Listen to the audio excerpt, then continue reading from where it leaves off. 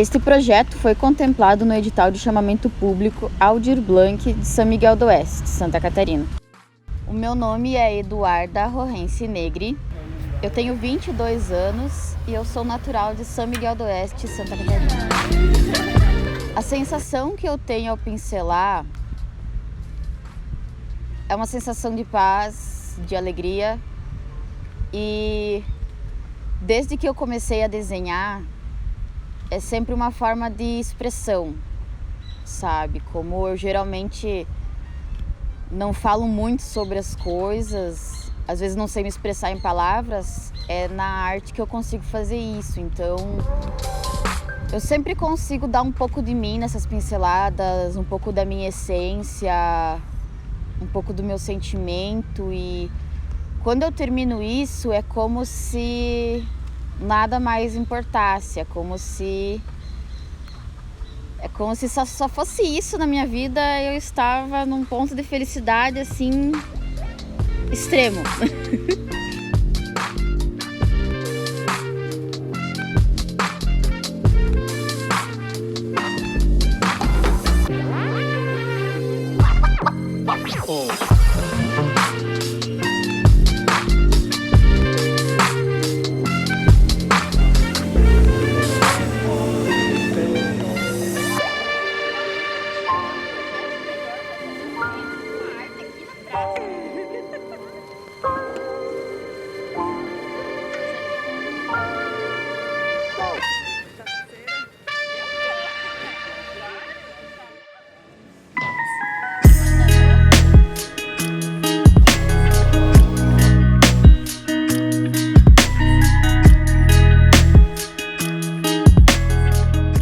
Desde os meus 11 anos, eu comecei a viver dentro da arte, fazendo cursos de pintura em toalha, e sempre foi um hobby assim para mim, mas eu nunca levei isso tão a sério. Porém, eu sempre fazia cursos, era o que me acalmava, era o que me fazia sair um pouco da realidade, que me fazia parar, pensar, fazer tudo com mais calma.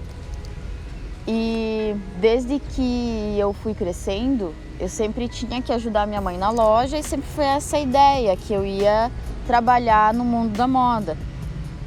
Eu fiz faculdade de design de moda e eu não me arrependo disso, sabe?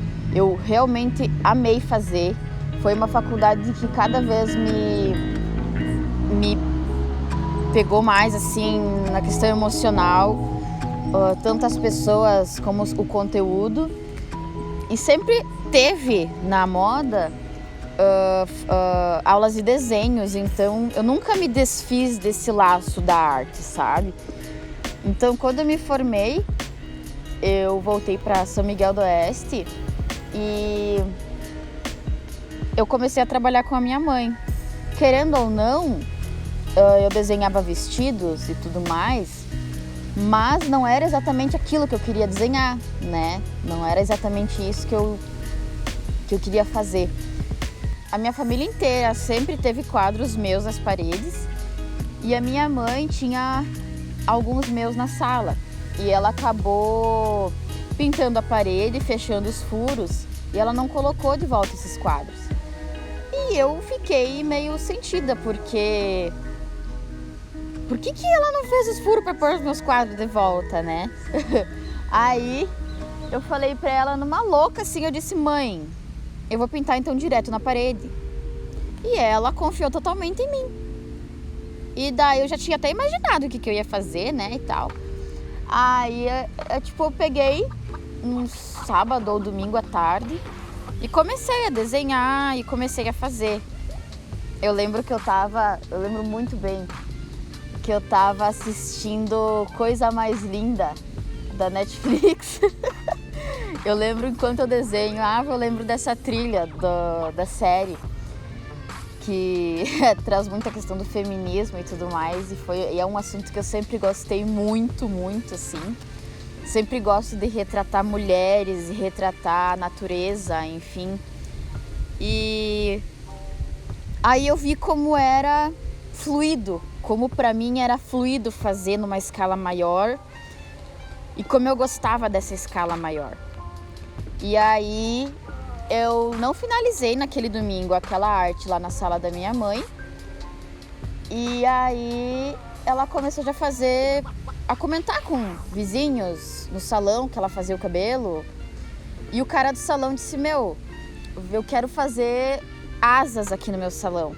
E aí eu falei, beleza, né? Eu nem tinha tinta especial na época.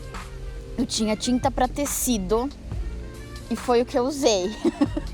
Eu passei um verniz depois em cima porque eu tinha medo de que ia descascar. Mas foi a tinta para tecido que começou a primeira arte realmente finalizada, tudo bem certinho. Foram 8 a 10 horas aquela vez de trampo. Eu criei, fiz o desenho no papel para ele escolher o modelo que ele queria, as cores que ele queria. E eu lembro que eu passei para um papel pardo um lado dessas asas, porque eu não sabia como eu ia fazer as asas assim iguais, né? Simétricas e numa escala grande. Então naquela primeira vez eu usei como se fosse um mocapzão assim, sabe? E aí foi que eu vi que eu gostava dessa coisa de ter um quadro gigante, uma coisa, né? Que eu não pudesse ficar levando pra lá e pra cá.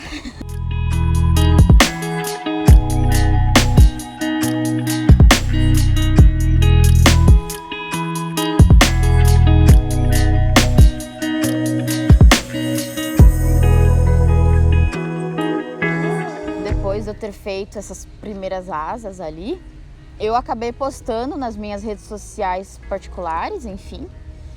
E um primo meu que estava fazendo um job no sushi aqui na época, me ligou me pedindo se eu não queria ir fazer um orçamento no sushi. Aí, tipo, comecei a pensar, meu Deus, né? Começou, aí eu fui de noite lá e tal. Aí, tipo, eram paredes pretas, eu ia fazer em giz. E ele disse, não, eu quero um dragão aqui, eu quero umas coisas aqui, tu inventa o resto. Pensei, bah, beleza, né? Eu não tinha ideia de quanto tempo eu ia demorar, eu não tinha ideia de muita coisa. Aí eu comecei a fazer os desenhos. Fiz em papel também os desenhos. Fechamos os desenhos, tudo bem certinho. E aí fui lá fazer, né? Pensei, meu, vai ser mais difícil, eu não sei como é que eu vou fazer tão grande, né? Mas aí eu comecei a delimitar os espaços e tudo mais, eu fui olhando, fui desenhando e foi fluindo, sabe? E ali eu vi que, cara, Eduarda, tu faz uma coisa super de boa, assim. Tu não precisa de projetor, tu não precisa de nada, então... Tipo, eu tava muito feliz, sabe? Por mais que eu tinha passado horas de joelhos lá, meus joelhos estavam doendo, tudo. Depois eu lembrei de pegar coisa pra tomar esses cuidados, né? Já que vou ficar horas de joelhos, por favor, leva um paninho pra tu pôr embaixo, né? E ali que começou aquele cansaço físico, mas ao mesmo tempo um sentimento totalmente gostoso, sabe? Sentimento de que você deu uma parte de si pro mundo e que o pessoal gostou bastante e é o que você é, e é isso aí.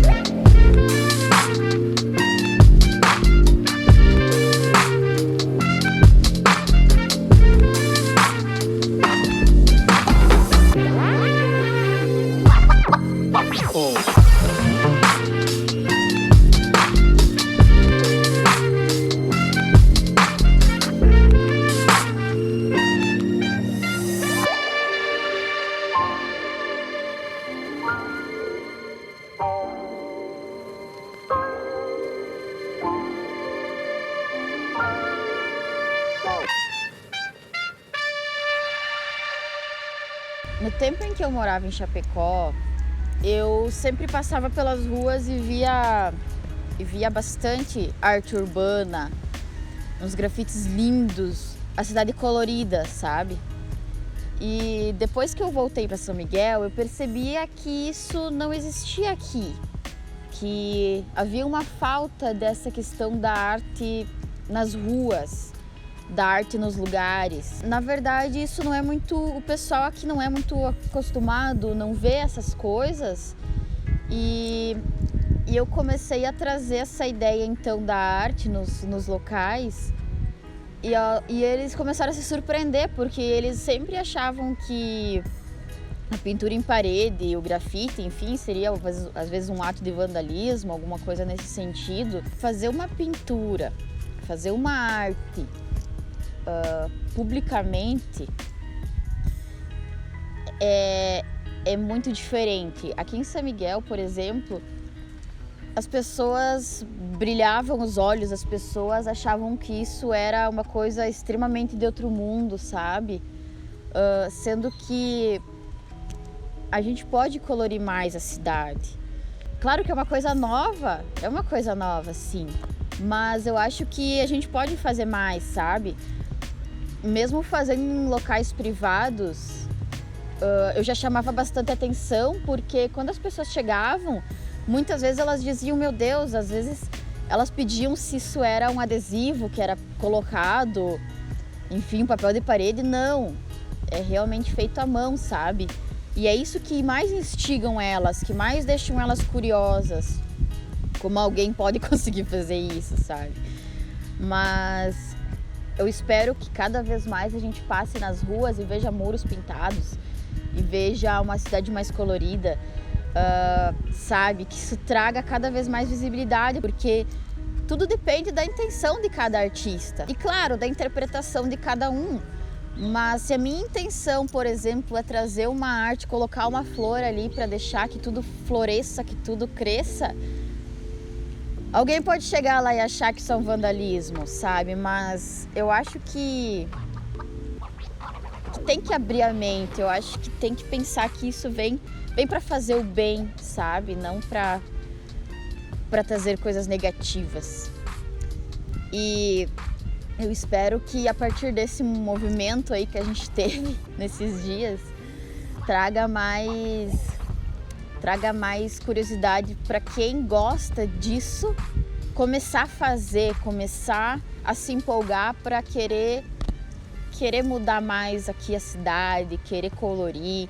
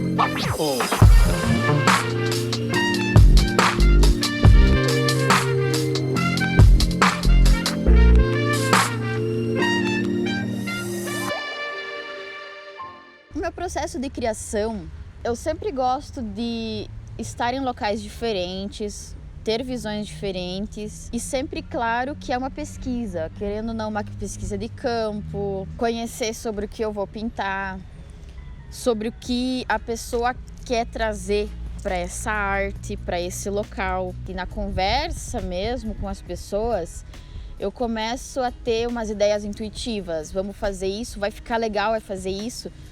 Mas eu sempre busco referências, sempre busco ideias para começar a tornar mais palpável as minhas ideias. Desde que eu comecei a fazer as minhas pinturas, eu sigo duas páginas, na verdade são 3 mulheres que sempre me inspiraram para fazer, porque eu gosto muito da forma como elas criam, da identidade delas. Uma delas é a Lohane Wolf, ela é de Maringá, é daqui de perto, né, do estado vizinho, mas querendo ou não, eu acho que já é, por exemplo, assim, é uma pessoa que é gigante e tá aqui perto, é uma pessoa gigante, mas que ela é acessível e ela tem uma identidade muito, muito legal, sabe? Eu gosto, ela faz letterings, ela cria os letterings e ela sai dessa questão de lettering somente palavras, ela traz figuras junto. Então, assim, eu gosto muito da forma como ela cria e é uma pessoa que me inspira muito. Também é uma mulher incrível, toda empolgada, assim, e eu adoro isso, sabe? Eu acho que sempre quando eu vejo ela, a gente acaba se inspirando e querendo se tornar um pouco mais nós, sabe? E a outra página é a Olanó, que são duas mulheres de São Paulo. São duas mulheres incríveis, que têm uma identidade maravilhosa. Elas sempre trazem mais a questão de botânica, elas trabalham muito com linhas e algumas cores, assim. E elas me inspiram muito porque elas são duas mulheres gigantes também que só estão crescendo, sabe? Elas vão para o Rio de Janeiro, elas vão para outras cidades e a arte delas é conhecida, eu acredito que já no Brasil inteiro, sabe? Porque tu olha para uma arte e tu sabe que é da Lanó. E eu acho isso incrível, essa identidade artística que elas têm. E as duas estão sempre super de bom humor e isso assim, a gente sabe que a arte é cansativa, mas é uma coisa cansativa, mas que traz uma gratidão imensa, sabe? Trabalhar com uma coisa que a gente gosta. E é isso!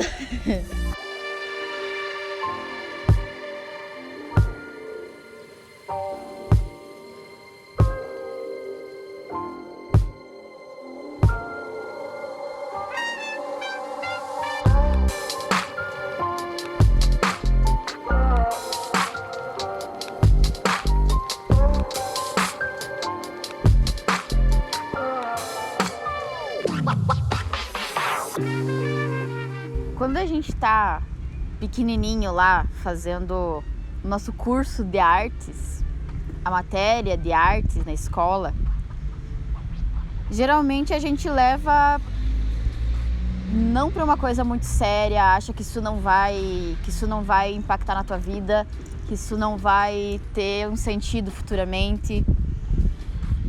A arte urbana é uma forma de democratizar, porque é ali que tu descobre como tu vai se expressar, é ali que tu descobre como tu vai levar isso pro mundo sem ter que falar, sem ter que fazer algum gesto, sabe? Só com uma imagem, só com uma pintura, tu já vai estar trazendo muitos significados, né? Uma pessoa que vai passar na rua e vai olhar aquela figura, vai olhar aquela arte, com a criança que vai olhar para aquilo e pensar que os desenhos dela podem se tornar uma arte, podem se tornar uma figura que vai impactar várias pessoas.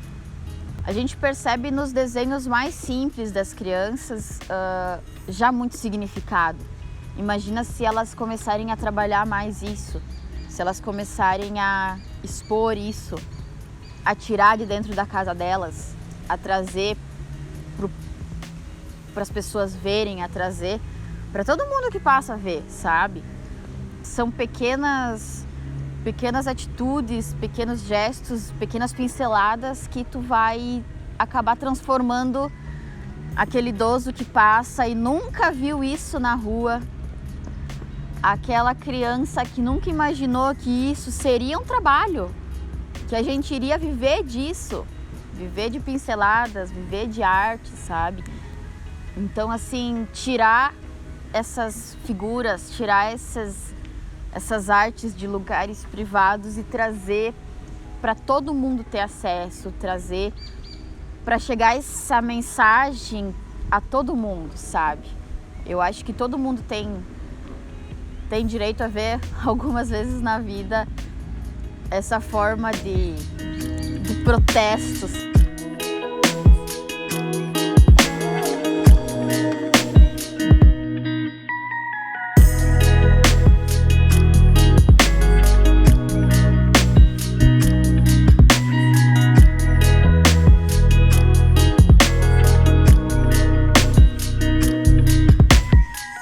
O recurso, além de todas as formas que ele me ajudou, foi muito importante para todos os artistas aqui da região, porque a pandemia, esse recesso, acabou com muitos eventos, acabou com a questão da aproximação social. Ter que parar com isso durante meses foi bem complicado. A gente trabalha, a arte urbana, a gente trabalha com o social da coisa. Muita gente vive da arte, vive dessa expressão e realmente veio numa boa hora, porque esses trabalhos, os trabalhos profissionais acabaram de uma hora para outra e muitas vezes nem todo mundo estava preparado para isso. É muito complicado porque não é 2, 3 meses, já está dando 1 ano desse recesso. Para muitos artistas isso foi muito importante, sabe? Para a maioria foi muito crucial para eles conseguirem se sustentar, para eles conseguirem comprar os materiais que eles precisam, para eles conseguirem viver. A sensação que eu tenho ao ver isso aqui exposto, a minha arte, para falar a verdade, ainda não caiu a ficha. Tá? Ainda não cai a ficha. Quando as pessoas falam, bah, eu vi tua arte lá na praça, cara, não sei o quê. Eu ainda não sei como reagir direito, sabe? É tudo, como eu disse, foi tudo muito novo, foi tudo muito rápido. E assim, eu só consigo imaginar daqui a alguns anos eu vindo aqui comer uma pipoquinha e tomar um chimarrão na praça. Eu espero, né? Daqui a alguns anos.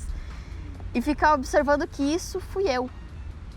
Que muitas pessoas passam aqui diariamente, muitas famílias, muitos idosos, muitos trabalhadores passam aqui, sentam aqui no banquinho para ficar um pouco mais de boa, para aguardar alguma hora, enfim. E eles olham para isso e imaginam, meu Deus, cara, foi tudo feito à mão. Tipo assim, é uma coisa que eu ainda tô me encontrando, entendendo como lidar com isso, mas ao mesmo tempo em que para mim parece ser tudo muito natural, parece ser fácil, para aquela criança que passa aqui de bicicleta e para fazer as perguntas, você que fez isso, como é que tu fez isso? Eu vejo a grandiosidade disso, né? Eu só sinto amor em meu coração, eu só sinto felicidade, eu só sinto uma gratidão enorme por eu estar conseguindo conquistar isso e tá vendo as coisas fluírem tão bem, sabe? E eu espero que eu consiga, meu sonho é pegar aqueles prédios, sabe? Fazer tudo nos prédiozinhos. Um dia eu vou fazer isso.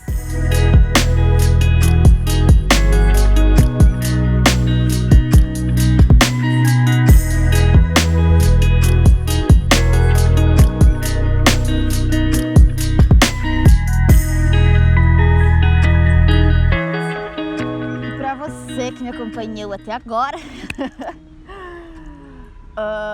eu vou lançar um outro episódio explicando como a gente, assim, você que é leigo ou você que faz os seus desenhos no caderninho de casa e quer fazer isso no teu quarto, quer passar esse desenho pra parede, quer fazer isso, quer começar com essas ideias aí, eu vou estar ensinando no próximo episódio como tu cria os processos da criação, os materiais que tu pode utilizar para qual tipo de arte que tu vai querer, tipos de paredes e afins, as escolhas dos materiais. Então fica ligadinho